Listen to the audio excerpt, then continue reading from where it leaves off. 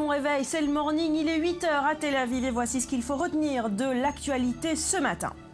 4 jours après le séisme au Népal, le bilan pourrait atteindre les 10 000 morts. C'est ce que déclare le Premier ministre népalais, critiqué pour la lenteur de sa réaction. L'ONU évoque le chiffre de 8 millions de personnes touchées.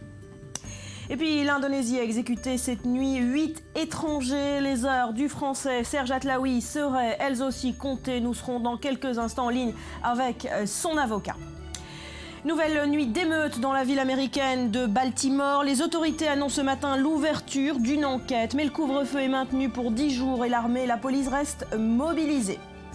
Et puis on se rendra dans quelques instants à la frontière entre Israël et la bande de Gaza. Les services secrets israéliens annoncent que le Hamas a repris ses entraînements. L'homme aux 9 vies, Mohamed Def, a quant à lui récupéré les rênes de la branche armée du mouvement terroriste. Enfin, Fauda, Chaos en arabe, c'est le nom d'une nouvelle série télé israélienne. Ça fait un carton, série coup de poing qui nous plonge au cœur de l'histoire fascinante de ces agents israéliens déguisés en palestiniens pour mener des opérations militaires. Les images à suivre dans cette édition. Bienvenue à tous. Le bilan du séisme au Népal pourrait donc atteindre les 10 000 morts. C'est ce que déclare donc le Premier ministre népalais. Et l'ONU, je vous le disais, évoque ce chiffre. 8 millions de personnes touchées par la catastrophe. Les secouristes tentent désormais de rejoindre les régions les plus recluses. Regardez. Ils quittent Katmandou. Des centaines de Népalais tassés dans des voitures ou des autocars bondés. Certains tentent tout simplement de fuir le chaos qui règne dans la capitale népalaise. Quand le tremblement de terre s'est produit, les médecins ne se sont plus occupés de nous. J'ai une appendicite, mais ils ne se sont occupés que des victimes. Nous avons entendu des rumeurs disant qu'il y aurait encore une secousse et qu'il y aurait des épidémies. Je veux partir parce que les épidémies me font peur. D'autres tentent de regagner leur village natal et constater les dégâts, mais ils ont très peu de chances d'y parvenir. Les routes autour de la capitale sont pour la plupart impraticables et les villages eux-mêmes ont été pour la plupart détruits par le séisme. Les équipes humanitaires internationales arrivent à un rythme régulier et la tâche est immense. Les Népalais manquent de tout. Notre priorité est de livrer des tentes, de l'eau, des pâtes instantanées, des générateurs et des produits de première nécessité. Nous coordonnons les arrivées successives de l'aide humanitaire. À Katmandou, l'afflux de blessés vers les hôpitaux ne faiblit pas. Des hôpitaux débordés où les médecins travaillent 24 heures sur 24 dans des conditions très difficiles. En fait, il y a beaucoup de fractures, de gens qui sont encore avec des blessures ouvertes depuis 3 jours. On doit les coudre, on doit faire des plâtres. Tout ce qui est en fait le besoin après un tremblement de terre, des gens qui ont été blessés sur le terrain. Les opérations de recherche se poursuivent avec de temps en temps un miracle. Des survivants sont sortis des décombres, comme cette femme délivrée des ruines de son immeuble plus de 50 heures après la catastrophe. Et on prend tout de suite la direction de Katmandou où on retrouve notre envoyé spécial Maël Benoliel. Maël, où en sont ce matin les opérations de secours ? Comme vous voyez derrière moi, 5 jours après le tremblement de terre, ici dans le centre-ville de Katmandou, les équipes de secours continuent toujours de rechercher des possibles survivants. Au travail derrière moi, une vingtaine de membres d'une équipe de secours japonaise. Des membres de l'armée népalaise sont aussi présents sur les lieux pour leur prêter main forte. Ici, c'est le quartier des temples hindous qui a été largement détruit par le séisme de samedi dernier, comme des dizaines d'autres quartiers détruits de la ville. Des centaines de corps sans vie ont été retrouvés dans les décombres ces dernières heures. Une grosse partie de la population qui a survécu au tremblement de terre préfère pour le moment dormir dehors dans des abris de fortune, comme nous avons pu le constater la nuit dernière, alors que la menace d'un nouveau séisme est toujours bien présente dans leur esprit. Pas très loin d'ici, un camp de réfugiés s'est d'ailleurs créé. Ils sont là-bas plusieurs milliers à avoir perdu leur maison et à se retrouver réfugiés dans leur propre ville. Voilà, et on retrouvera Maël évidemment tout au long de nos éditions. Maya Samuel, bonjour, merci d'être avec nous ce matin. Vous êtes née au Népal, adoptée par une famille israélienne francophone, c'est pour ça qu'on peut parler ce matin en français. Comment vous vous sentez depuis l'annonce de cette tragédie? Est-ce que vous vous êtes sentie directement touchée? Oui, et j'ai reçu le message, j'ai vu dans les télés et j'ai essayé de parler avec ma famille. Et après un jour, ma sœur, elle m'a écrit sur Facebook Elle m'a écrit que tout et ça va, mais leur maison est un petit peu craquée. Alors tous les villages, ils dorment dehors. Ils vivent à Katmandou? À côté de Katmandou, à Sankou. C'est 40 minutes de Katmandou. Mais... Alors qu'explique votre famille sur la situation sur place? Ma famille, elle est pauvre, elle n'a pas d'argent. Alors il y a beaucoup de gens qui ont d'argent et ils peuvent faire l'autre maison encore. Mais il y a beaucoup de pauvres gens qui ne peuvent pas dormir dans leur maison. Et il n'y a pas de l'eau là-bas. Ils n'ont pas beaucoup de l'eau. Il manque de nourriture? Oui, beaucoup. Alors, il y a une organisation israélienne qui s'appelle Tevel Betzedek, que moi j'étais là-bas et j'ai aidé les gens qui ils ont rien. Alors, maintenant, il aide beaucoup et moi aussi, je veux aller là-bas encore une fois. Alors, vous l'expliquez, hein, vous êtes vous-même rendu au Népal pour des opérations de bénévolat. Vous connaissez donc extrêmement bien aussi le pays et les difficultés que représente maintenant ce travail après un tremblement de terre. Qu'est-ce qui va être le plus difficile? Pour vivre, je veux dire, d'argent, ils ont rien. Et aussi pour travailler. C'est pas comme ici que tu peux faire des choses. Là-bas, ça prend beaucoup de temps. Alors, on a vu ces dernières heures la colère des Népalais parce que les autorités ne réagissent pas assez rapidement, ne leur viennent pas assez rapidement en aide. Est-ce que votre famille vous a expliqué qu'effectivement, ils sont laissés seuls pour compte? Oui. Ma sœur, elle travaille sur l'hôpital, mais d'autres sœurs, ils ne travaillent pas. Alors, ils ne peuvent pas acheter rien. Il n'y a pas d'aide sur place? Non, il n'y a pas. Et sur l'hôpital, oui, mais il y a beaucoup de villages qu'on ne peut pas aider beaucoup. On peut aider sur Katmandou où il y avait le tremblement de terre. On a parlé aussi des conditions météo, on le voit sur ces images. Il pleut, il fait froid, c'est difficile de se retrouver dehors sans toit au-dessus de sa tête quand il fait si froid. Oui, c'est aussi quand tu es dans la chambre, ils ont rien. Il fait vraiment froid là-bas. On voit des enfants dernièrement mourir même d'hypothermie. Comment, d'après vous, le Népal va réussir à se reconstruire, à se relever après un tel drame? Ça va prendre beaucoup de temps? Oui, beaucoup. Et je veux dire, il n'y a pas le gouvernement. Il n'y a pas. Parce que je ne sais pas comment... Je ne connais pas là-bas, mais je sais que ça va prendre beaucoup de temps. Et s'il y aura beaucoup d'aide, je veux dire, Israël... L'international. Oui, ils vont aider, ça va remonter Népal. Merci beaucoup, Maya Samuel, d'être venue en tout cas ce matin sur notre plateau. Et Israël, précisément, affirme ce matin être sans nouvelles de 9 de ses ressortissants. Mais hier, un avion El Al a réussi à ramener à Tel Aviv plus de 220 rescapés du séisme, ainsi qu'une quinzaine de nourrissons conçus par des mères porteuses népalaises. Le reportage de Joseph Emmanuel. Leur voyage touristique a tourné au cauchemar. Ils arrivent enfin chez eux. Ces quelques 200 Israéliens rapatriés par les secouristes du Magen David Adom, envoyés au Népal dans les heures qui ont suivi le tremblement de terre de samedi. Ils ont échappé au pire et ils le savent.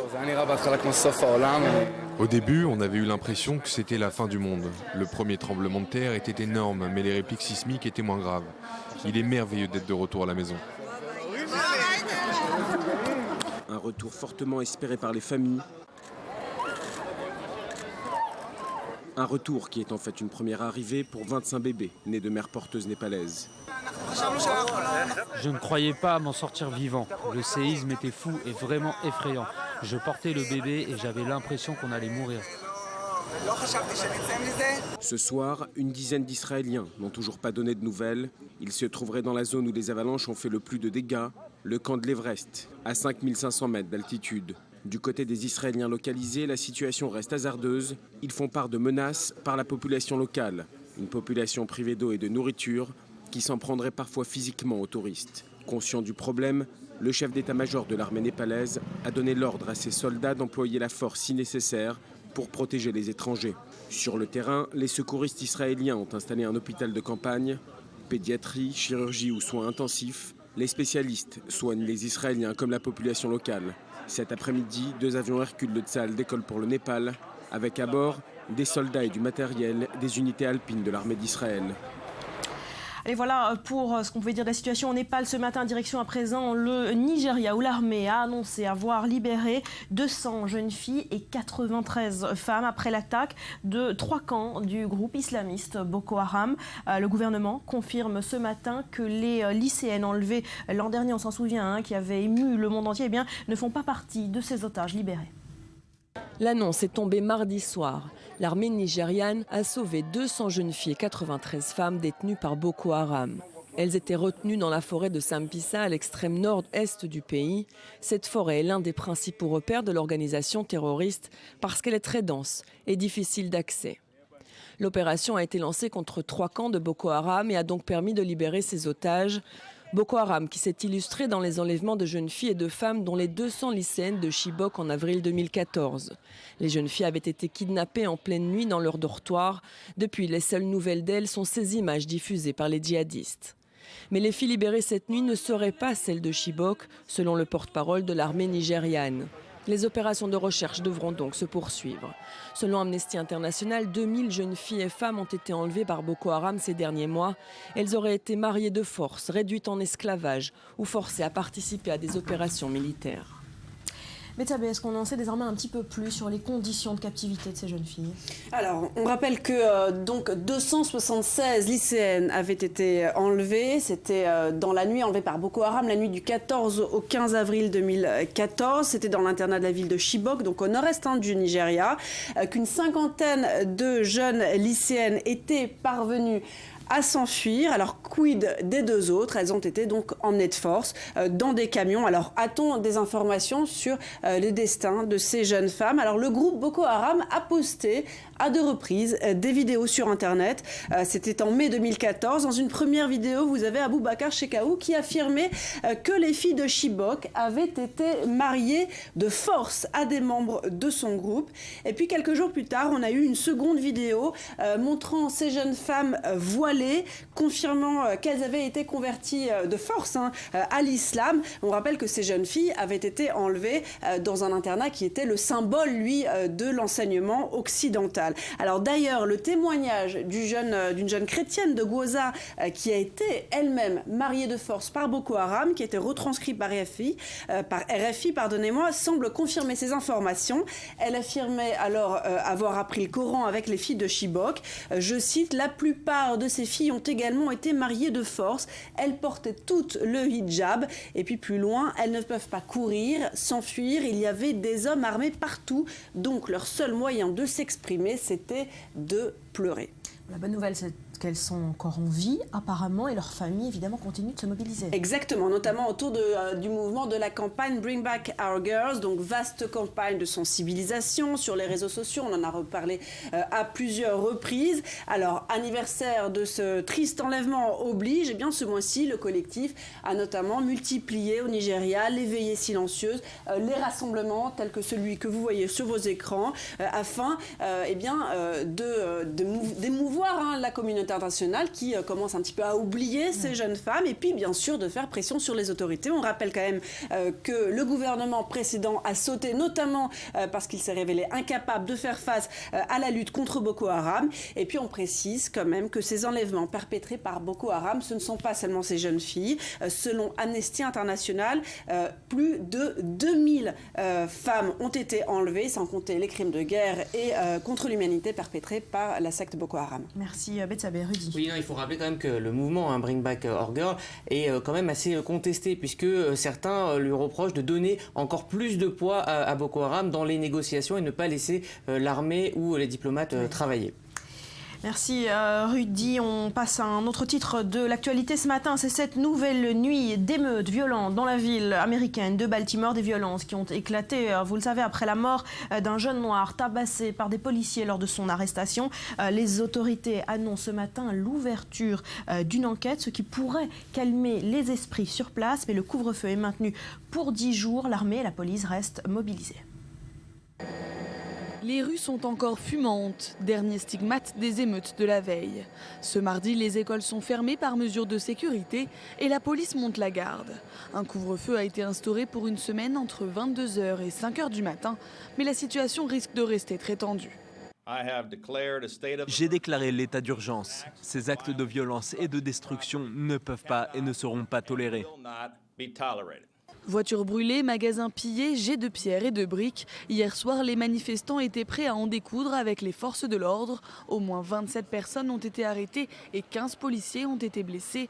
La garde nationale du Maryland et des milliers de policiers ont dû être appelés en renfort. La raison de leur colère, le décès de Freddie Gray, mort le 19 avril des suites d'une fracture des vertèbres cervicales, une semaine après son interpellation par la police. Nous sommes en pleine épidémie de meurtres de jeunes noirs partout dans le pays. Nous avons été une nation bien trop violente, bien trop peineuse et qui a bien trop peur. Ces violences contrastent avec le calme et la dignité de la cérémonie en souvenir du jeune homme. Quelques 3000 personnes, familles, amis et anonymes avaient rendu dans le calme un hommage mêlé de prières et de militantisme. La raison pour laquelle je ne veux pas que vous pleuriez, c'est que Freddie Gray n'est pas mort en vain. Après ce jour, nous allons continuer à avancer. Après ce jour, nous allons continuer à demander la justice. Une justice accusée ces derniers temps de laxiste, vidéo à l'appui. L'enchaînement de ce type d'affaires ne fait qu'accentuer la colère de la communauté noire et relance le débat du racisme au sein de la police. David Benaïm, bonjour, vous êtes notre correspondant aux États-Unis. Quelle est la situation à l'heure où l'on parle à Baltimore ? La situation est plutôt calme, tout a été mis en place pour contrôler la situation en termes de violence et de vandalisme. Le couvre-feu de cette nuit est effectif, aucun incident majeur n'a eu lieu, seuls des petits groupes isolés ont tenté de provoquer les autorités avant de se disperser sous l'effet des fumigènes. En plus des 2000 soldats de la garde nationale du Maryland et plus de 1000 officiers de police, la communauté de Baltimore s'est prise en main d'abord pour nettoyer les dégâts de la nuit d'émeutes, puis jusque tard dans la nuit pour former des cordons de sécurité humains entre la police et les manifestants pour éviter tout débordement. Pour illustrer comment la population a décidé de reprendre en charge son propre destin, les chaînes de télé passent en boucle la scène d'une mère célibataire, Mère Courage, comme ils l'ont surnommé ici, pourchassant et corrigeant son fils avant de le ramener à la maison alors qu'il était en train de participer aux émeutes. On va voir ces images effectivement dans un instant. David, la maire de Baltimore est en ce moment sous le feu des critiques pour la lenteur de la réaction policière face à ces violences. Quelles sont les mesures qui ont été prises jusqu'ici ? Pour l'instant, le calme est revenu grâce justement à ce couvre-feu qui va durer jusqu'à la fin de la semaine. Il faut noter une mesure inédite pour la première fois dans l'histoire de la Ligue nationale de baseball. Un match de la MLB va se jouer à huis clos ce soir. Après avoir été décalé à 2 reprises, les White Sox de Chicago vont rencontrer sans public, donc les Orioles de Baltimore. Juste pour préciser sur la ville, Baltimore, c'est une ville en reconstruction depuis des années. De nombreux gangs dominent les quartiers les plus pauvres de la ville et les violences sont aussi le reflet de la précarité sur place. Dans l'ouest de Baltimore, plus de 50% de la population est sans emploi. Un tiers des bâtiments d'habitation sont vides ou abandonnés. Et juste sur les 4 dernières années, un adolescent sur 4 au moins a été arrêté, une fois. Pour finir, Barack Obama a évidemment réagi. Il a condamné les émeutes, déclarant qu'il s'agit de délinquants, de voleurs et non de manifestants antiracistes avec un message. Ces violences ont effectivement été récupérées ? Pas vraiment récupéré, disons que les associations des communautés locales essayent vraiment de faire en sorte que le calme règne et il a précisé vraiment que les discriminations envers les minorités par les forces de police n'est pas nouvelle, ça date depuis des décennies. Il invite toutes les forces de police du pays à commencer une sérieuse introspection, un examen de conscience, si vous voulez, pour réformer leurs méthodes. Mais pour l'instant, le calme est revenu et je sais que les chaînes Tout Info essayent vraiment ici aux États-Unis d'attendre qu'il y ait quelque chose qui éclate, mais le couvre-feu semble avoir été efficace. David Benaïm, merci d'avoir été avec nous ce matin. On revient effectivement sur cette scène insolite. Elle fait le tour des télés du monde en ce moment. C'est une maman effectivement qui est venue récupérer son fils. Betsavé, vous nous rapportez les images. Et oui, un jeune homme qui n'a pas été récupéré par la police, mais par sa maman. Et on précise qu'être récupéré en pleine émeute par sa maman, eh bien, ce n'est pas forcément plus facile, Barbara. Alors voilà, il était avec ses petits copains, jetant des pierres aux forces de l'ordre, tout de noir vêtu, capuche sur la tête. Mais bon, ce n'est pas une coiffe qui qui va arrêter l'instinct d'une mère, une mère plutôt remontée comme on voit sur ces images. Elle débarque, s'agrippe au jeune homme, le gifle à plusieurs reprises, lui lance un « dégage d'ici maintenant, tu m'entends » plutôt convaincu. Lui, eh bien, il s'exécute et tout ça devant les caméras, donc au grand plaisir des téléspectateurs et des internautes. Internautes qui saluent l'initiative de cette maman. La dame en jaune se voit ainsi félicitée par le hashtag Mom of the Year, donc maman de l'année. Baltimore n'a pas besoin de la garde nationale, mais de parents comme elle, a tweeté ainsi une certaine @BeautyGirlsMom. Vous allez voir ce tweet tout de suite sur vos écrans. Voilà, vous n'avez peut-être pas peur de la police, mais vous devriez vous méfier de votre maman, a écrit une autre. Et puis aussi un homme qui salue l'initiative. Voilà de quoi une vraie mère a l'air, c'est ce qu'affirme KDBow.com. Alors la police, dans tout ça, où est-elle? J'ai envie de dire, eh bien, elle salue aussi l'initiative de cette maman. J'aurais aimé qu'il y ait plus de parents comme cette mère ce soir. C'est ce qu'a confié le chef de la police de Baltimore, Anthony Batts. C'était lors d'une conférence de presse. La police qui avait quand même demandé justement sur Twitter aux parents de ramener leurs enfants à la maison. Nous demanderons aux parents de localiser ces jeunes et de les ramener à la maison. C'était le tweet de la police. Alors maintenant, est-ce que la femme en jaune a agi sous les conseils avisés de la police? Rien n'est moins sûr. Voilà, la maman de l'année, je suis pour. J'aurais fait pareil. Merci beaucoup. Au Royaume-Uni, le jour J approche. Dans 8 jours, les Britanniques seront appelés aux urnes et on se plonge ce matin sur le duel Cameron-Miliband, le Premier ministre sortant et le chef de l'opposition. Ils sont issus tous deux de la même génération, jeunes, pères de famille. Ils se disputent désormais la médaille de la branchitude. Rudy, on va tenter en images de les départager. Regardez.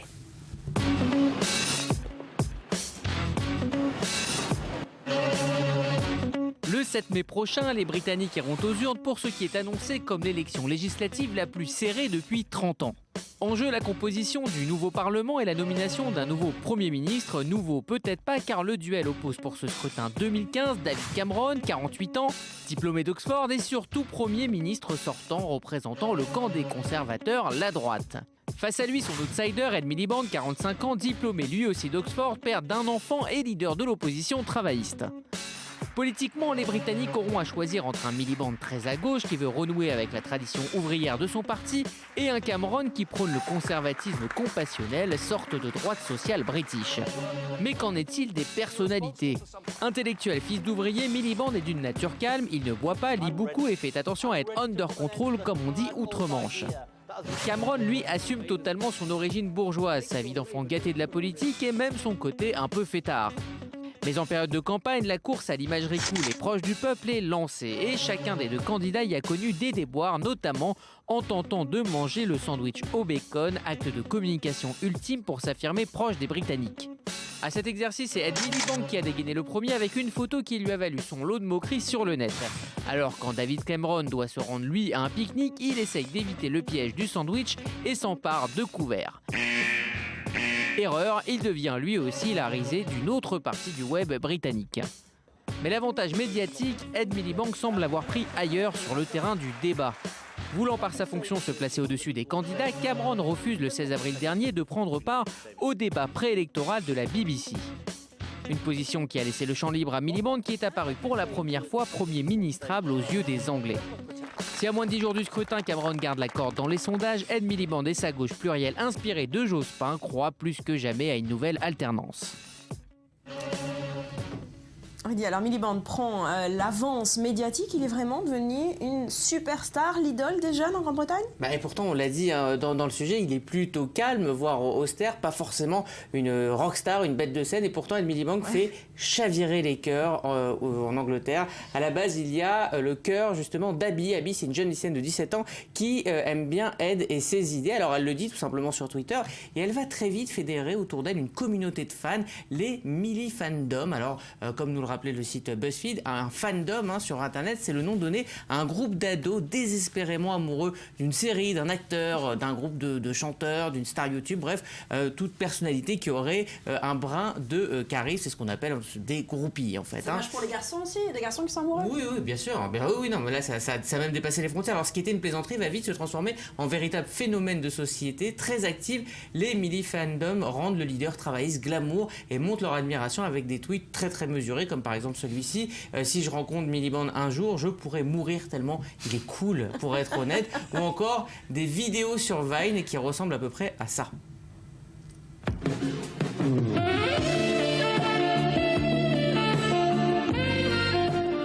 Ah ouais. Voilà. On ne peut que craquer, évidemment. Absolument. Il faut se le passer en boucle. Bon, ça nous fait rire, mais est-ce qu'on est dans le second degré ou c'est une vraie popularité? Alors, comme disent certains tweetos, on va le voir, tout cela a commencé finalement comme une blague. Ouais. Mais maintenant, lui, Ellie, il dit, voilà, maintenant je flash vraiment sur Ed Miliband. Ça lui a donné un peu d'épaisseur, un peu de charisme. Le phénomène est devenu mondial et a dépassé les frontières de l'Angleterre. Pour la petite histoire, Ed Miliband a répondu en personne à sa fan de la première heure, celle qui a lancé le mouvement. Ouais. Alors on ne sait pas si ce phénomène va se traduire dans les urnes le 7 mai prochain, mais en tout cas, elle, Abby, est devenue une star, elle a plein de demandes d'interview, mais elle préfère réviser ses examens. Allez, c'est ce qu'on va tenter de comprendre avec Amandine Alexandre, notre correspondante à Londres. Bonjour, merci d'être avec nous. Alors les derniers sondages, effectivement, donnent le Labour et les conservateurs au coude à coude. Ça va se jouer dans un mouchoir de poche?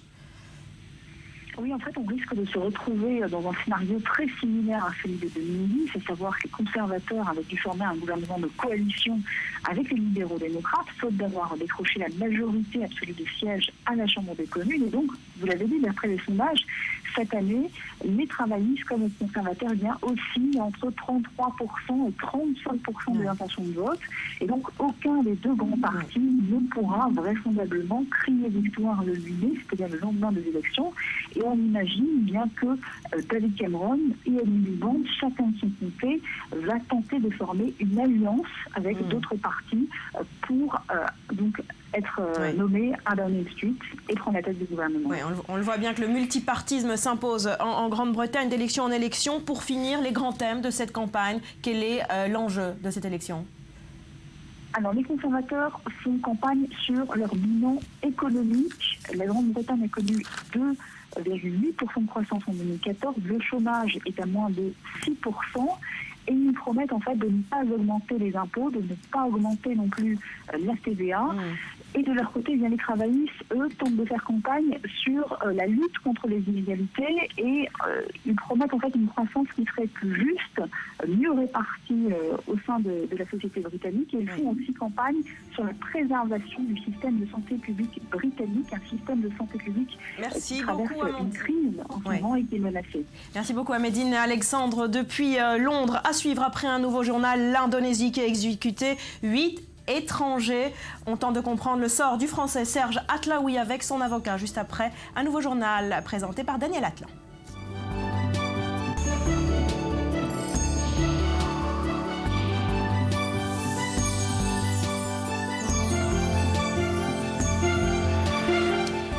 Sur le plateau du Morning, merci d'être avec nous. Si vous nous rejoignez, on en vient à cette nouvelle 8 ressortissants étrangers exécutés à l'arme à feu. L'Indonésie a donc appliqué la peine capitale pour ces trafiquants de drogue étrangers. Le sort du Français Serge Atlaoui reste pour l'heure incertain. On va tenter d'y voir plus clair dans un instant avec son avocat, mais pour l'heure, le rappel des faits en images.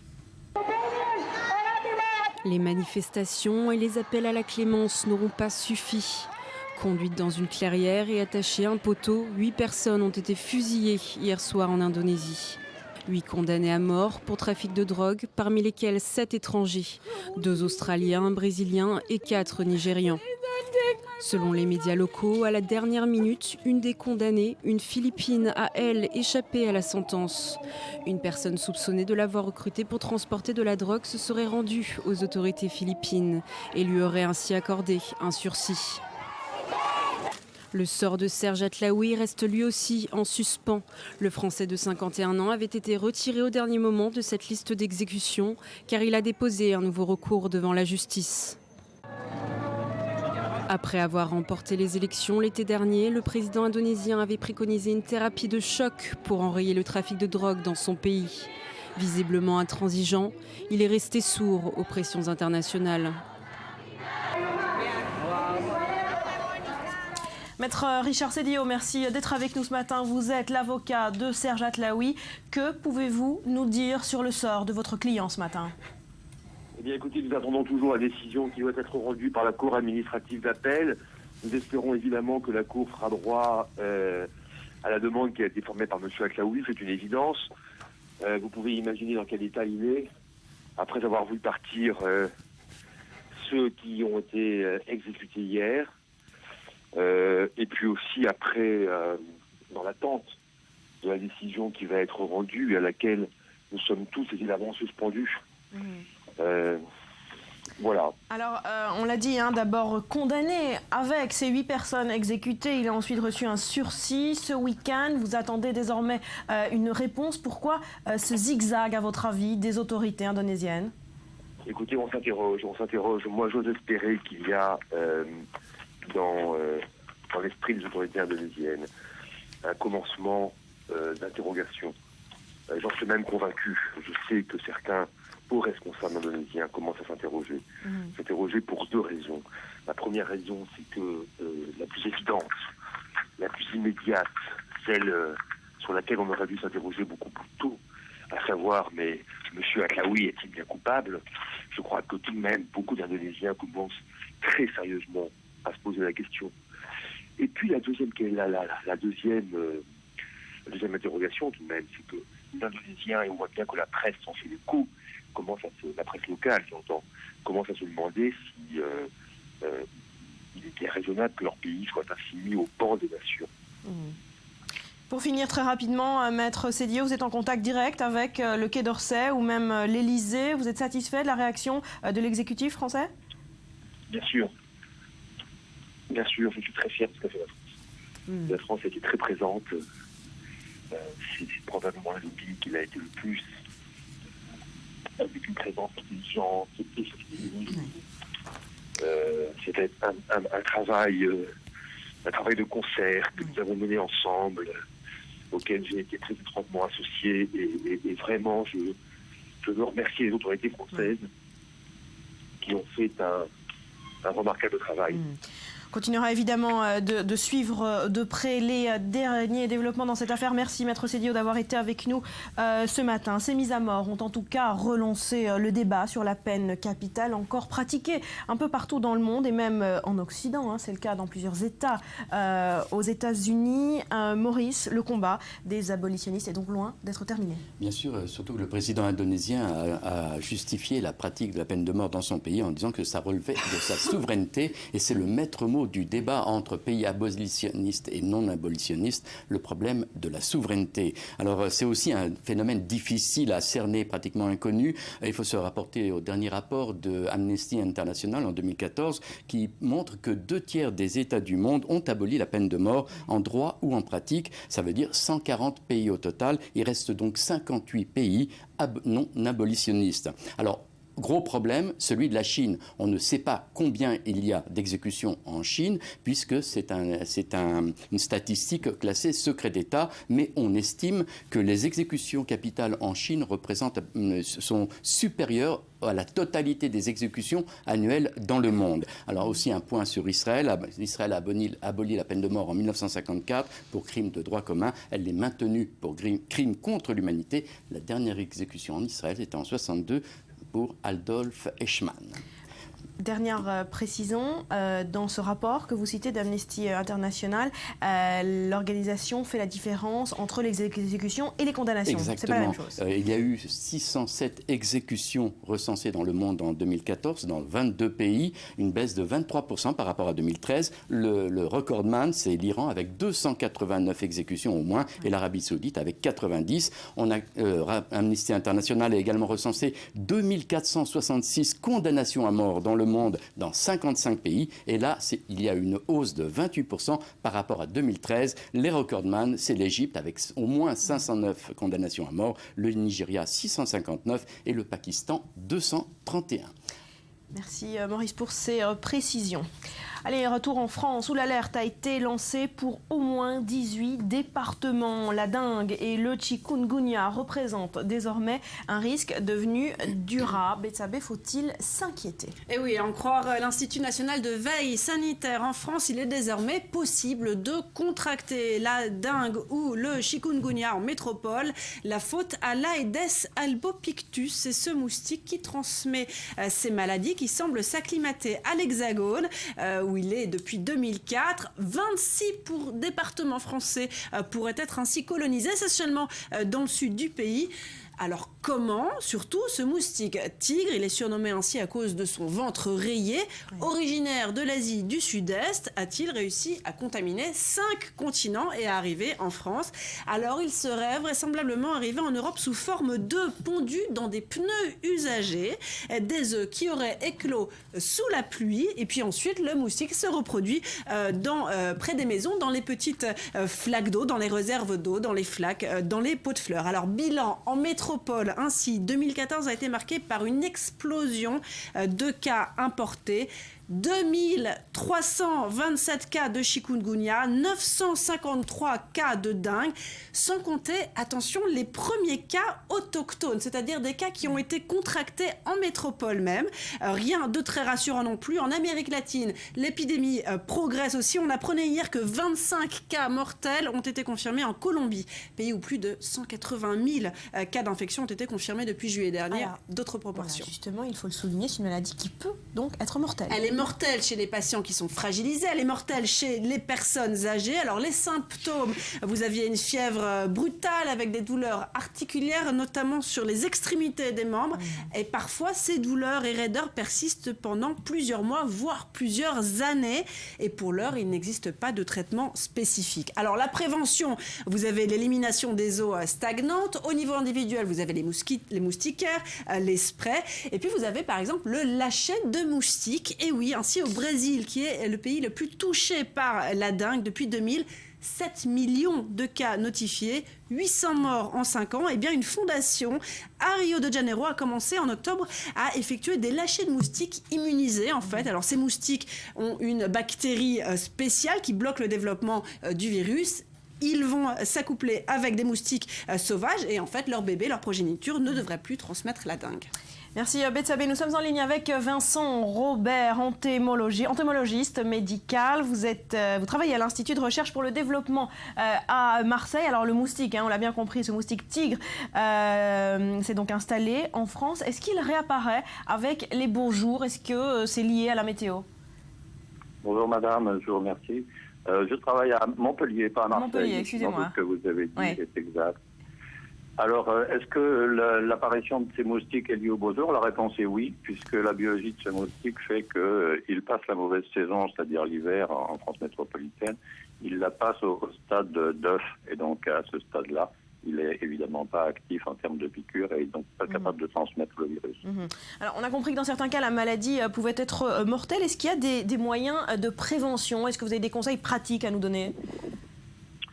Alors, je vais essayer de me limiter à ma compétence qui concerne le moustique plutôt, puisque j'ai compris qu'il y a un autre intervenant qui parle sur l'aspect médical. Et donc, ce moustique, il se développe il ne se développe pas dans les flaques d'eau, il se développe dans d'autres types de réserves plus petites, les pots de fleurs, les containers, les bidons, partout où il y a de l'eau qui stagne, mais pas au niveau du sol directement. Et donc, la première chose à faire au titre individuel, c'est évidemment d'assécher toutes ces collections d'eau, s'arranger pour qu'il n'y en ait pas dans son environnement, dans son jardin, sur ses balcons. Et donc, à partir du moment où il n'y a pas d'eau, il n'y a pas de développement possible de ce moustique. Il faut rappeler que les moustiques se développent au stade larvaire dans l'eau, avant de devenir des moustiques adultes, et il y a seulement les femelles qui viennent nous piquer. Eh bien, les larves se développent dans un stade aquatique. Merci. Donc, la première chose à faire en termes de prévention, c'est éviter les lieux de prolifération des larves de moustiques. Et donc, en ce cas-là, on n'a pas d'adultes. S'il n'y a pas de larves, il n'y a pas d'adultes. Voilà, ça, c'est une chose importante. À le faire au niveau soi-même, dans son environnement proche, et à le faire en termes de mobilisation de l'environnement, du voisinage. Si vous êtes efficace dans votre jardin et si votre voisin ne le fait pas, eh bien, vous allez être embêté par la production des moustiques de votre voisin. Donc, il y a tout ce qui est une sensibilisation qui est à faire. C'est véritablement une prise en charge au niveau social. Merci beaucoup, Vincent Robert, d'avoir été avec nous ce matin.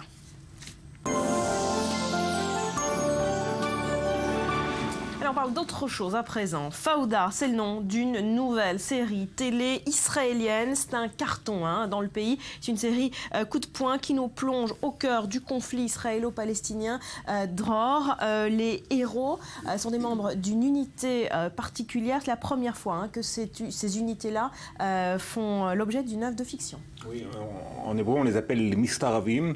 C'est un terme qui est difficilement traduisible, mais en fait, ce sont ces unités très, très spéciales de l'armée et aussi des services de sécurité intérieure civile, le Shabak, unité composée d'hommes très bien entraînés et surtout qui sont capables de se fondre dans la population palestinienne, de parler. Dit vulgairement, des agents infiltrés. Voilà, exactement, mais il faut donc qu'ils parlent un arabe parfait, sans accent, qu'ils se déguisent d'une manière tout à fait crédible et qu'ils adoptent même les comportements quotidiens de la population palestinienne.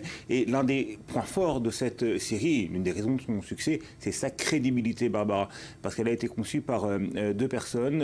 L'acteur principal, Lior Raz, qui lui-même a servi dans l'une de ces unités. D'ailleurs, un autre des acteurs, Tzachi Halevi, a lui-même servi en tant qu'officier même dans l'une de ces unités. Et puis l'autre concepteur, c'est le journaliste Avi Issastrarov, qui est l'un des grands spécialistes de la société palestinienne et des organisations terroristes dans les médias israéliens. Ce sont ces deux hommes, Raz et Issastrarov, qui ont conçu et ont écrit cette série. C'est dire donc sa grande crédibilité, encore une fois. Son authenticité. Je vous propose qu'on regarde quelques images. Alors voilà, la signification du terme Fauda, qui est un terme en arabe qui signifie chaos, et qui a été utilisé par les Palestiniens eux-mêmes pour décrire la situation de pseudo-anarchie qui régnait dans les territoires pendant la seconde intifada, mais également par les membres de ces mêmes unités lorsqu'ils risquent d'être démasqués. Eh bien, c'est le mot de code Fauda, anarchie. Il est utilisé dans chaos, plutôt, il est utilisé dans cette bande-annonce que l'on va voir tout de suite. On regarde.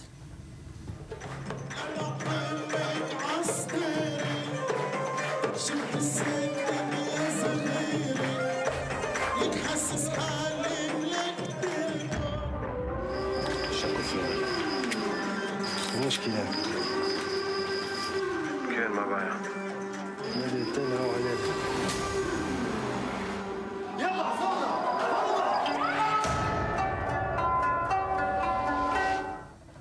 Ils crient Fauda, chaos, au moment où ils sont finalement découverts dans leur propre identité. Effectivement, découverts, c'est le mot de code et donc c'est le titre de la série.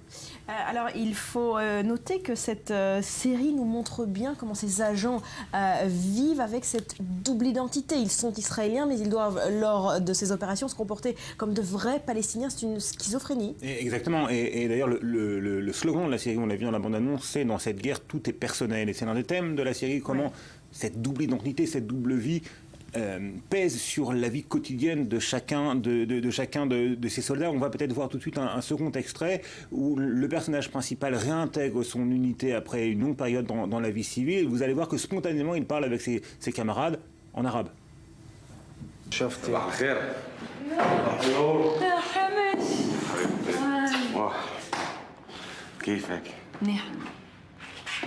يا حبيب الشعب مبسوط اشوفك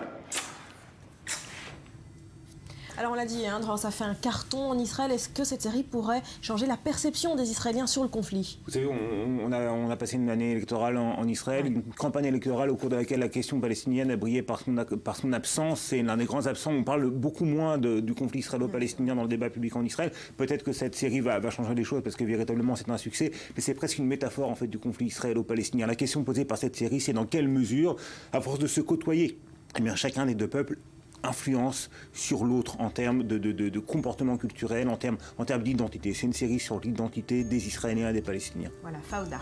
Merci beaucoup, Dror. À suivre, on se rendra dans quelques instants après un nouveau journal à la frontière entre Israël et la bande de Gaza. On apprend ce matin que le Hamas a repris ses entraînements et Mohamed Def a repris les rênes de la branche armée du mouvement. Ce sera après un nouveau journal avec Daniel Atlan dans 2 petites minutes.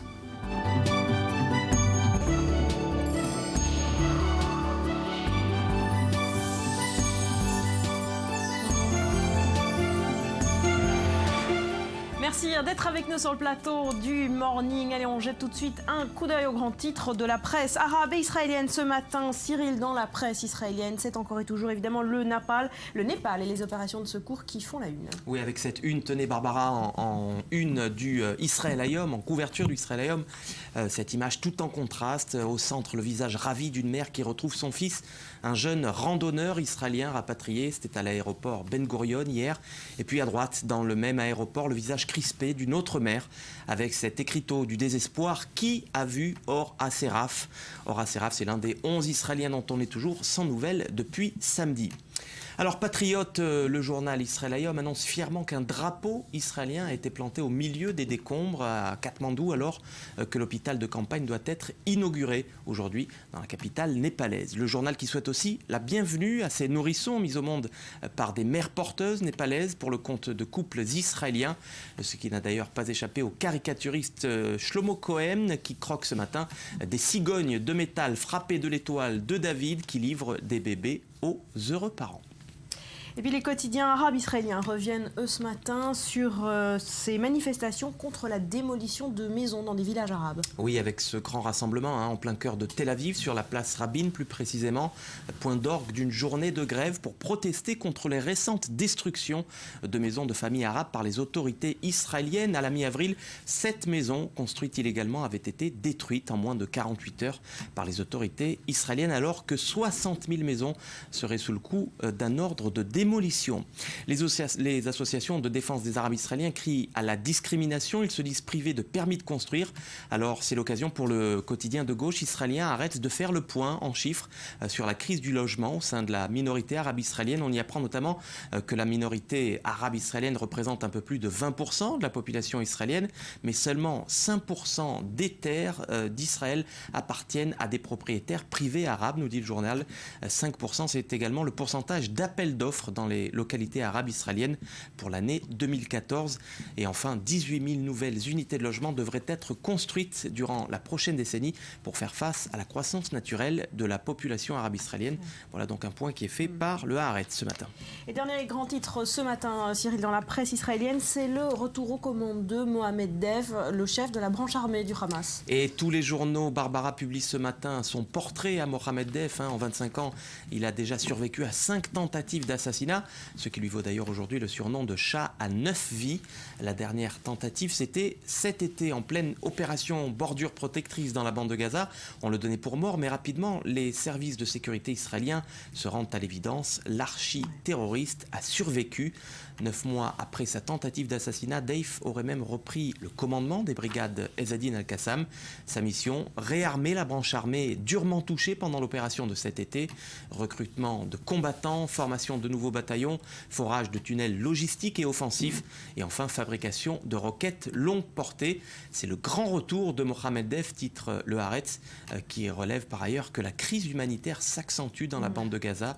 40% de chômeurs, 70 000 nouveaux Gazaouis qui dépendent de l'aide humanitaire de l'ONU, 6 à 8 heures d'électricité par jour seulement et une qualité d'eau déplorable. Bref, pour le Hamas, vous l'aurez compris, la reconstruction ne sera pas civile, mais bel et bien militaire. Et Mohamed Dev entend bien préparer le mouvement islamiste à la prochaine guerre face à Israël. Une confrontation d'ailleurs qui serait inévitable selon le Times of Israel. Et c'est d'ailleurs pourquoi, convaincu que le prochain round de violence n'est qu'une question de temps, l'armée israélienne s'entraîne pour réoccuper l'enclave palestinienne en cas de nouveau conflit armé avec le mouvement islamiste palestinien. Merci Cyril. Alors précisément, on prend tout de suite la direction de la frontière entre Israël et la bande de Gaza où on vous retrouve Mathias Inbar. Mathias, à la lumière de ces révélations, que sait-on exactement de la réorganisation du Hamas ? Bonjour Barbara. Ce que l'on sait finalement, c'est qu'il n'y a rien de nouveau. Mohamed Dev, que l'on annonçait mort au cours des derniers mois, en tout cas pendant l'offensive bordure protectrice, eh bien, semble bien vivant et réorganise toute son aile militaire. Ce que l'on sait, c'est qu'il y a une véritable scission au sein du mouvement terroriste palestinien entre le bureau politique et surtout Khaled Meshal, qui se trouve aujourd'hui au Qatar, et surtout l'aile militaire dirigée de main de fer par Mohamed Dev, qui réorganise, remilitarise toute son organisation pour, comme elle vient de le dire Cyril, pour se préparer au nouveau round de confrontation avec Israël. Est-ce qu'Israël sait, Mathias, si le Hamas a repris la construction de ces fameux tunnels terroristes qui permettaient l'infiltration au cours de ce conflit cet été en territoire israélien ? Israël n'a cessé de l'affirmer, d'ailleurs des déclarations venant de l'intelligence de l'établissement militaire israélien le confirment. En effet, le Hamas a repris la reconstruction de ces tunnels et surtout se réorganise. Quand je parle de réorganisation, je parle de réentraînement. Et ici, là où on se trouve à Netiv Hassara, à quelques 500 mètres à peine du village de Beit Hanoun, du quartier de Beit Hanoun, à l'extrême nord de la bande de Gaza, eh bien, vous voyez sans doute derrière moi ces dunes de sable où le Hamas a recommencé à s'entraîner non seulement en groupe, mais surtout on entend ici et là des tirs qui proviennent de ces entraînements. Le Hamas est prêt, se tient prêt, en tout cas essaye de l'être. Merci beaucoup Mathias. Depuis la frontière donc entre Israël et la bande de Gaza, dans ce contexte, à noter que l'armée israélienne est désormais officiellement tenue pour responsable des attaques contre des écoles de l'ONU cet été durant ce conflit. C'est une enquête commandée par le secrétaire général des Nations Unies qui l'établit, dont un extrait vient d'être publié. Explication en images. Que s'est-il passé le 30 juillet dernier à Jabalia et le 24 à l'école primaire de Beit Hanoun ? Une commission d'enquête de l'ONU reconnaît l'armée israélienne responsable de 7 attaques meurtrières contre des écoles des Nations Unies qui servaient d'abri aux civils palestiniens pendant l'offensive israélienne à Gaza à l'été 2014. Le gouvernement israélien a immédiatement fait valoir qu'il avait déjà engagé des procédures judiciaires envers certains de ses soldats. Mais le rapport d'enquête confirme aussi que des armes ont été dissimulées par le Hamas dans 3 écoles de l'UNRWA. Et l'ONU estime possible que des combattants palestiniens aient pu utiliser 2 écoles pour lancer des attaques ou des tirs. Face à ces faits, l'organisation terroriste fait la sourde oreille. En ce qui concerne le point mentionné dans le rapport concernant des armes cachées dans des écoles qui étaient loin des cibles visées, nous, le Hamas, n'avons aucune information à ce sujet et le mouvement va étudier le rapport en détail et nos spécialistes vont y porter leur attention. Plus de 2000 Palestiniens, des civils pour la plupart, ont été tués pendant la guerre. 67 soldats et 6 civils israéliens ont également été tués par des tirs de roquettes et des attaques des groupes palestiniens. Israël, comme le Hamas qui contrôle l'enclave palestinienne, avait promis de coopérer pleinement à cette enquête lancée par Ban Ki-moon en octobre dernier. L'armée israélienne a de son côté ouvert en septembre 5 enquêtes pénales sur la conduite de ses opérations à Gaza, notamment sur certaines attaques ayant visé les écoles de l'ONU et sur la mort de 4 enfants palestiniens sur une plage. Dror, est-ce que ce rapport a vraiment surpris à Jérusalem ? Non, on s'y attendait, parce que depuis en fait les événements eux-mêmes, les Nations Unies accusaient Israël très clairement d'avoir délibérément visé des écoles de l'ONU, des écoles de l'UNRWA, l'organisme des Nations Unies chargé des réfugiés palestiniens. Et là, après l'enquête dirigée par cette commission établie par Ban Ki-moon, eh bien, les accusations des Nations Unies sont aujourd'hui officielles et c'est la seule différence. Alors Israël, on l'a vu condamné, est-ce que le Hamas s'en sort à bon compte ? Non, puisque, et là, il y a quand même quelque chose d'assez remarquable, l'ONU confirme certaines accusations portées par Israël sur le Hamas, à savoir que l'ONU elle-même dit que oui, le Hamas se servait d'au moins 3 de ces écoles comme entrepôt pour un arsenal militaire et aussi comme base de lancement de missiles. Donc très clairement, l'un des justificatifs d'Israël qui était de viser ces écoles, il y a plusieurs cas. Il y a des cas d'erreur de tir qui ont été reconnus à demi-mot par Israël et des cas où tout simplement des tirs provenaient de ces mêmes écoles et que donc Israël n'avait pas d'autre choix que voilà, et exactement en avertissant la population civile. Très concrètement, est-ce qu'il y aura des conséquences à ces accusations ?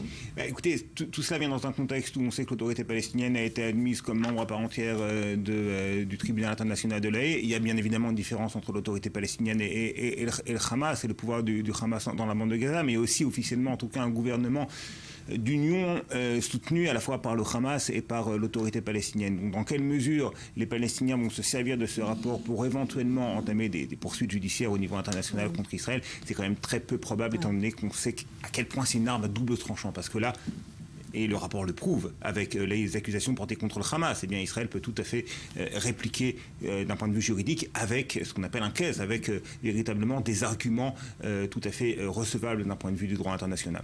Merci Dror. Roman Abramovich, son nom vous dit certainement quelque chose. C'est ce milliardaire russe dont la fortune est estimée à 9 milliards de dollars. Et puis il est surtout, on le connaît pour ça, le propriétaire de l'équipe de foot du Chelsea. Il vient d'acquérir sa première résidence en Israël. Il s'agit d'un hôtel luxueux dans le quartier de Neve Tzedek à Tel Aviv, le Versano, estimé à 20 millions de dollars. Regardez. Roman Abramovich est un touche-à-tout. Multimilliardaire grâce au pétrole et au gaz russe, la 137e fortune mondiale est célèbre pour avoir acheté le club de football de Chelsea en 2003, avec lequel il a gagné la Ligue des Champions en 2012. Ces derniers temps, c'est en Israël qu'il se fait remarquer. Son goût pour les startups fait la une de la presse économique. Premier investissement début 2014, Storedot. Via sa société d'investissement Millhouse, Abramovich investit dans la jeune pousse 10 millions de dollars. Il fut séduit par une technologie à fort potentiel économique. Nous avons ici un Galaxy S5 dont l'alimentation a été spécialement modifiée. Nous le plaçons dans le chargeur et ça charge. Ici, on peut voir le pourcentage, la température de la batterie. Ce modèle charge en 2 minutes 100% de la batterie. Charger son mobile en seulement 1 minute, c'est l'objectif pour 2016. Reste à confirmer les partenariats avec les grandes firmes du téléphone mobile. Dénicher les pépites israéliennes, c'est aussi l'ambition de Morassia et de Shelly Hod Moyal. Expertes de l'écosystème du high-tech israélien, elles ont créé une plateforme de crowdsourcing l'année dernière. Objectif, mettre en relation investisseurs et start-up. Sur les 2,5 millions de dollars collectés par les deux jeunes femmes, Abramovich y a participé à hauteur de 2,25 millions. En fait, c'est l'un des principaux investisseurs en Israël qui a recommandé à M. Abramovich de nous rencontrer et d'investir dans notre start-up parce que c'était pour lui une façon très intelligente et efficace de s'implanter en Israël. Depuis un an, 18 start-up ont été financées pour un montant total supérieur à 5 millions de dollars. Dernier coup de cœur pour Abramovich, Music Messenger. L'oligarque a investi 15 millions de dollars sur les 30 collectés. L'application compte déjà 1 million d'utilisateurs et elle permet la transmission par messagerie de ses morceaux préférés à une liste de contacts. C'est le 5e investissement en un an de l'oligarque, le 6e étant cet hôtel particulier acheté en plein cœur de Tel Aviv pour plus de 25 millions de dollars. Voilà, il s'agit, vous l'avez vu, d'un bâtiment classé du 19e siècle. Maurice, on vient de le voir, l'oligarque russe mise donc désormais sur Israël. Que sait-on exactement sur cet homme ? Sur cet homme, c'est un homme d'affaires, oligarque et multimilliardaire russe. Vous l'avez entendu, il est classé 58e fortune mondiale par le magazine Forbes avec 12 milliards de dollars d'actifs. Alors, il est né en Union soviétique, à Saratov. Il a été également l'ancien gouverneur du district autonome de Tchoukotka, en Extrême-Orient russe, de 2000 à 2008. Maintenant, on va revenir sur l'achat de cet hôtel qui se trouve dans un des quartiers huppés de Tel Aviv, Neve Tzedek. Alors, sur ce terrain, l'hôtel Versano, assez historique, vous l'avez entendu, c'est une maison particulière qui avait été construite en 1892 par Aaron Shlouch. Elle servait de résidence familiale dans le style ottoman de l'époque. En 1920, la municipalité a racheté le bâtiment pour en faire un collège. Alors, l'hôtel est passé entre plusieurs mains dernièrement, mais disons qu'en 2001, le bâtiment a été racheté pour 4 millions de dollars. Un homme d'affaires qui en a fait justement l'hôtel Versano, c'est la famille Versano. En 2007, Abramovich était déjà rendu en Israël avec l'intention d'acheter le bâtiment. On lui avait demandé 30 millions de dollars, il a refusé l'offre et ce n'est que donc ces jours-ci qu'il l'a acheté pour 25 millions de dollars. Une petite affaire apparemment. Faut savoir qu'un hôtel particulier à Paris, je me suis un peu renseigné sur les choses, coûte entre 5 et 10 millions d'euros. Vous voyez que les prix à Tel Aviv sont exorbitants. Ah oui, 4 fois à 5 fois plus. À peu près. Alors pour lui, c'est une broutille apparemment, puisqu'il a l'intention de venir simplement passer les fêtes 4 fois par an en Israël. 25 millions de dollars pour un oligarque russe, c'est une broutille ? Oui, une broutille. Je vais vous expliquer pourquoi. Parce qu'il est à la tête de Gazprom, les industries pétrolières russes, la plus grosse industrie. Il est aussi à la tête de l'industrie Rusal, le géant mondial de l'aluminium. Et en 2003, vous l'avez entendu, il a racheté l'équipe de foot de Chelsea, une équipe classée moyenne, mais en 5 ans, grâce à ses investissements, estimés à plusieurs millions de dollars, il en a fait une des 5 meilleures équipes du monde. Alors, la rumeur laisse entendre que Vladimir Poutine, le président russe, aurait demandé à Abramovich de l'aider à financer le mondial de 2018. Vous voyez, c'est une broutille. Et il possède un Boeing 767 et un Airbus A380 estimé à 300 millions de dollars. Et en plus de ça, il a un yacht estimé à 1,2 milliard de dollars, donc 25 millions de dollars pour un hôtel particulier à Tel Aviv. Voilà. C'est pas grand-chose pour monsieur Abramovich. Merci Maurice pour toutes ces indiscrétions. À suivre après un nouveau journal, les sorties ciné de la semaine, tous les films à ne pas manquer. Ce sera donc après un nouveau point complet sur l'information qui vous est présenté ce matin par Daniel Atlan. Restez avec nous.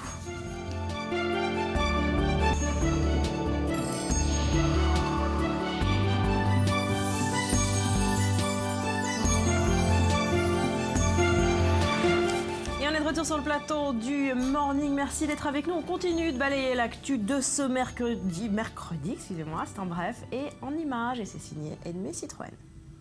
Le mariage pour tous fait débat aux États-Unis. Je n'arrive plus à parler. La Cour suprême américaine a examiné hier la légalité de l'union entre 2 personnes de même sexe, car les homosexuels n'ont pas le droit de se marier dans tous les États du pays. Le Michigan, le Kentucky, l'Ohio et le Tennessee interdisent cette union. Plusieurs manifestants se sont rassemblés devant la haute juridiction qui pourrait décider en juin de légaliser le mariage pour tous sur l'ensemble du territoire américain. Un incendie s'est déclaré hier en Ukraine à proximité de la centrale de Tchernobyl, 2 jours après l'anniversaire des 29 ans de la catastrophe nucléaire. Le feu s'est déclaré en début d'après-midi et s'est propagé sur plusieurs centaines d'hectares. 200 hommes ont été envoyés sur place. Et un autre incendie, cette fois-ci au large de l'Espagne. 170 passagers ont été évacués d'un ferry qui a pris feu hier. Le navire reliait Palma de Majorque à Valence. Les causes de l'incendie restent encore inconnues. 3 personnes ont été légèrement blessées.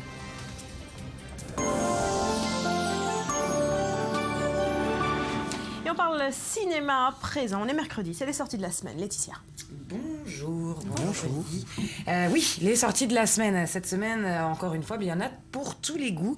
Alors, on a la comédie française qui y va très fort. Notamment, on en a beaucoup parlé avec Connasse, Princesse des cœurs, mais aussi avec cette comédie adaptée de la même pièce de théâtre, Nos femmes. Et puis, si on a un petit peu trop mal aux joues à force de rigoler et des crampes d'abdominaux, et ben on peut se rattraper avec le drame de la semaine. Cette semaine, ça s'appelle Blind. Ça raconte l'histoire d'Ingrid qui vient de perdre la vue. Elle quitte rarement son appartement, mais se rappelle encore à quoi ressemble l'extérieur. Tout ce qui était si clair autrefois se remplace lentement par des visions plus obscures. Elle soupçonne son mari Morten de mentir quand il dit aller travailler. Est-il dans l'appartement avec elle à se cacher et à l'observer en silence? Écrit-il à son amante quand il prétend envoyer des mails à ses collègues? On regarde ça en images tout de suite. Som den stackars franskmannen som måste blunka en hel bok. Jeg ser det fortsatt i drømmen. Men det er ikke så viktig om det stemmer. Bare jeg ser det for meg. Ser du på meg nå? Ja.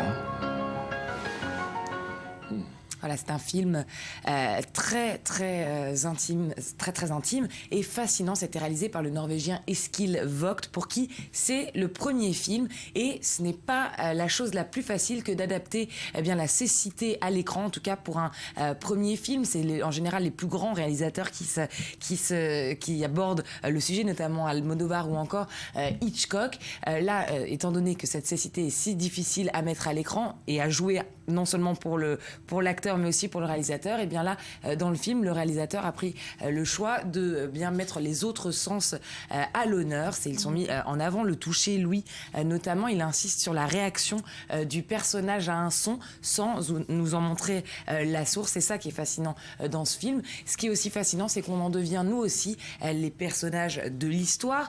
Nous aussi on est coincés entre ces 4 murs et on en devient on en joue les voyeurs, tout comme son mari qui se retrouve en fait lui aussi voyeur de cette histoire. Alors voilà, pour votre premier conseil de la semaine, ça s'appelle donc Blind. Autre film que vous nous conseillez, on est plongé dans l'histoire. Alors là, c'est le film historique de la semaine. On est fin des années 50 en Allemagne.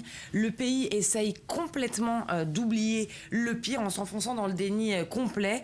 Auschwitz, c'est quoi? De quoi vous nous parlez? Et voilà qu'il y a un magistrat qui est lui bouleversé par le témoignage d'un ancien détenu du camp d'Auschwitz qui va déclencher ce qui va aboutir finalement en 1963 au procès de Francfort, le premier mené par des Allemands contre d'anciens commandants SS. On regarde tout de suite en images.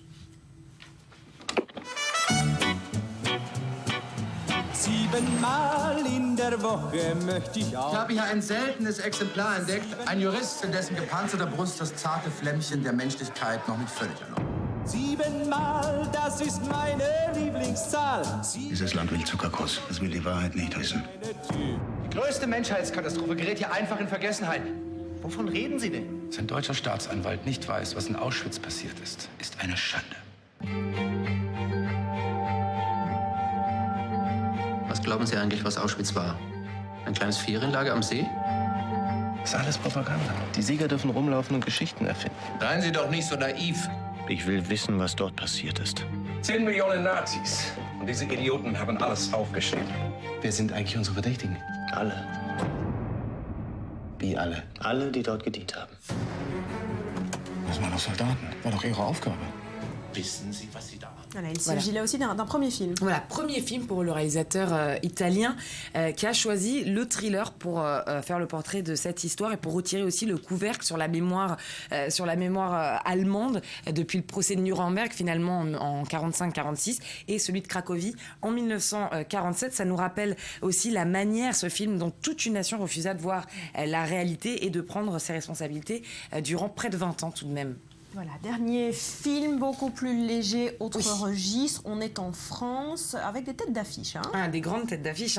Richard Berry passe une nouvelle fois pour la 7e fois à la réalisation. Il met en scène ses copains Daniel Auteuil et Thierry Lhermitte dans une comédie, l'adaptation d'une pièce de théâtre qui avait fait un carton énorme en 2013. L'histoire, c'est Paul, Daniel Auteuil et Simon, Thierry Lhermitte qui se retrouvent chez Max, Richard Berry, pour une partie de cartes. Ce qui devait être une soirée entre potes tourne à la catastrophe lorsque Simon avoue à ses acolytes qu'il a tué sa femme. On regarde ça tout de suite en image. Tous les étés, Max, Simon et moi, on s'arrangeait pour partir en célibataire. Sans nos femmes. Oui, c'est ça, en célibataire. À 3, on ne faisait plus qu'un. Jusqu'à cette fameuse nuit.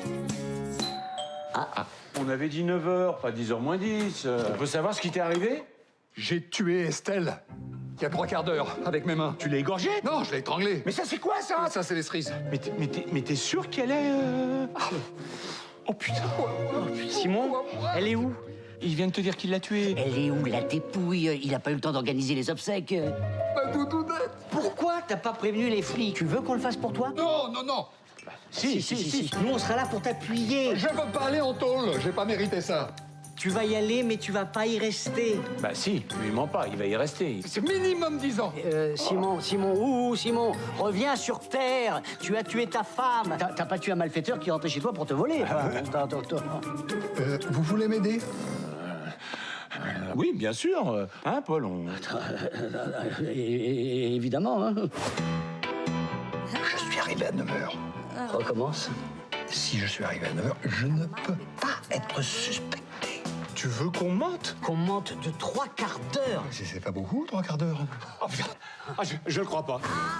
Ça fait plaisir de les retrouver. Oui, c'est un beau trio.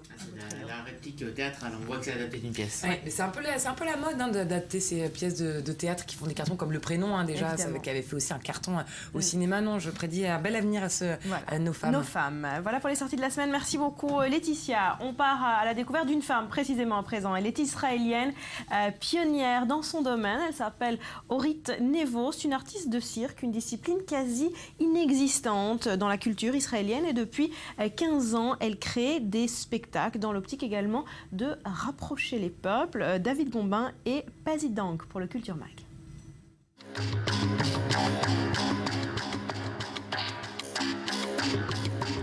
s'il y a quelque chose qui peut amener la paix au Moyen-Orient, c'est le cirque. Et c'était la base de la vision. Cela peut vous paraître un brin utopiste, mais parfois les rêves prennent vie.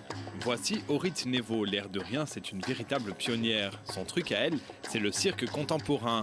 Mime, commedia dell'arte puis trapèze, c'est en Europe qu'elle fait ses classes. France, Allemagne, Italie, après 10 ans passés hors d'Israël, elle décide de tenter sa chance justement chez elle et rentre au Bercail en 1999 en pleine intifada. Un retour pas si fortuit que cela. L'idée que le cirque va amener la paix, qu'il faut établir un cirque au milieu d'une intifada, c'est un peu bizarre, mais ça vient de ça. Ça vient de l'idée que, voilà, ça fait partie de la vie, et la paix, c'est la vie. Et il faut créer des choses qui portent la vie à cette région, et pas la guerre, la mort, les attentats, tout ça. Lorsque son père veut lui acheter une maison, elle lui répond qu'elle préfère un chapiteau. Le projet Freedom est né.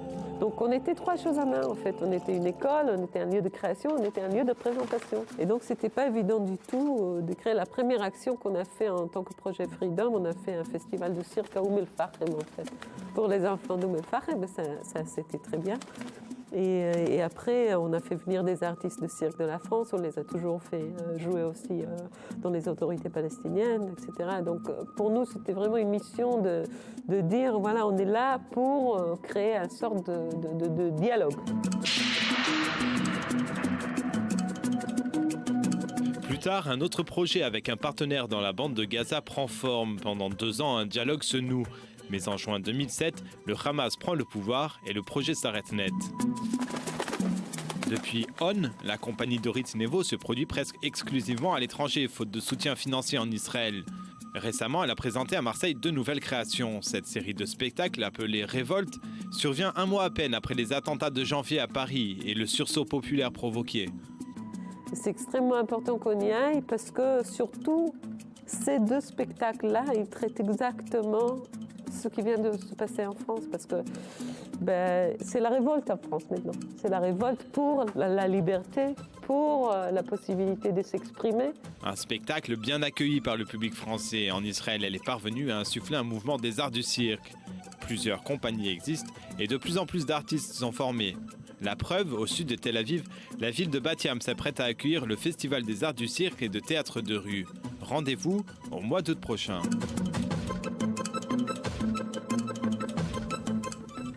Allez, pour finir, Rudy, on va parler d'un poisson d'avril qui a tourné un vrai débat de société sur le monde du travail. Oui, et si travailler tout nu augmentait la productivité et fluidifier les relations au travail? C'est ce qu'a fait croire une agence de communication de San Francisco à ses clients. Alors le 1er avril, poisson d'avril, ils publient sur leur blog un article totalement crédible, qui plus est agrémenté de photos que vous voyez, un article qui explique que l'entreprise a fait l'expérience de travailler dans le plus simple appareil pendant 1 mois. Ils expliquent que cette expérience, c'est le summum du management moderne et qu'au fil du mois, la productivité et l'ambiance au travail s'étaient vraiment améliorées. Alors oui, c'était un vrai poisson d'avril, mais dès le lendemain, des sites très respectables comme Virgin Radio, Genside, Atlantico, ça c'est juste pour la France, et partout dans le monde avaient repris cette info. À partir de là, l'entreprise à l'origine du canular, qui s'appelle The Bold Italic, a reçu un tas de mails de chefs d'entreprise, de managers très intéressés par cette expérience donc du travailler nu en entreprise. Ils avançaient quoi comme argument sur les bienfaits du travail tout nu? Alors l'article de Slate que vous avez vu nous renvoie à une théorie du psychologue du travail David Taylor en 2009. Ouais. Il avait appliqué l'expérience en Angleterre pour 1 journée dans une émission de télé-réalité britannique et en fait il avait conclu que cela faisait tomber les inhibitions entre les employés et que finalement à la fin de la journée ils se parlaient plus ouvertement et honnêtement. Fin de citation. C'est en fait assez ironiquement le casual Friday en fait qui est poussé à son extrême. Voilà, le casual Friday, c'est ce principe de management qui consiste, ça vient des États-Unis, à s'habiller de manière plus détendue le vendredi pour avoir comme un petit avant-goût de week-end. Donc c'est le casual Friday mais poussé à son extrême. Est-ce que finalement on n'est pas là aussi en train de revoir ce concept de l'open space? Oui, totalement. Parce que l'open space... Et on en a les premières victimes, il faut le souligner. Nous travaillons en open space, absolument, mais vous allez vous reconnaître et nous reconnaître dans ce que je vais vais dire. En fait, effectivement, il y a de plus en plus de débats. Mais alors, avant de regarder avantages et inconvénients, on va faire un petit peu d'histoire. L'open space, en fait, c'est le plateau ouvert en français. Hein, c'est une idée d'organisation du travail qu'on doit à 2 consultants allemands dans les années 50 aux États-Unis. L'idée, c'était d'aérer, de partager, d'accélérer la communication entre les employés. Et il faut attendre les années 80 pour que l'open space arrive en Europe et en France et un peu partout dans le monde. Aujourd'hui, c'est 60% des entreprises en France qui sont organisées en open space. 60%, plus de la moitié, voilà. On décloisonne. Absolument. Alors, on a adopté cette méthode, certes, donc pour les jolis principes de la communication, mais surtout parce qu'on pouvait loger plus d'employés dans un espace plus réduit, donc question financière, mais la base de l'open space, c'est surtout faciliter la surveillance des employés. Alors, les défenseurs de l'open space vont mettre en avant le gain de place, la communication plus fluide et surtout un aplanissement du sentiment de hiérarchie puisqu'on travaille tous au même niveau. Et puis donc pour les patrons, c'est aussi l'assurance d'une surveillance mutuelle entre les employés pour éviter des abus comme par exemple passer des heures sur Facebook. Ne me regardez pas comme ça. Chacun voit finalement ce qu'il y a sur l'écran d'ordinateur de l'autre. Absolument, donc il y a une surveillance mutuelle. Voilà, mais l'open space n'a pas que des avantages, on l'a vu. Hein, c'est plein d'inconvénients aussi. C'est pesant, c'est bruyant aussi. Au fur et à mesure, certains professionnels des ressources humaines contestent ce dogme de l'open space. Alors on se souvient du livre que vous voyez, Choc sur l'entreprise, l'open space m'a tué, qui dénonçait tous les travers de l'entreprise moderne, qui avait qui a eu un certain succès. Et puis certains disent que le sentiment de surveillance, de bruit permanent, fait au final baisser la productivité d'une entreprise. Bref, si vous ne savez pas quoi vous mettre ce matin, tentez l'expérience et vous verrez bien la réaction de vos collègues. Voilà, on ne mettra rien du tout. Voilà. Pas sûr qu'on va tenter. Merci beaucoup, Wendy. Merci Laetitia et merci à vous d'avoir été avec nous ce matin. Je vous souhaite de passer une excellente journée. Vous retrouvez dans 2 petites minutes Daniel Atlan pour un point complet sur l'information. Je vous dis à demain. Portez-vous bien.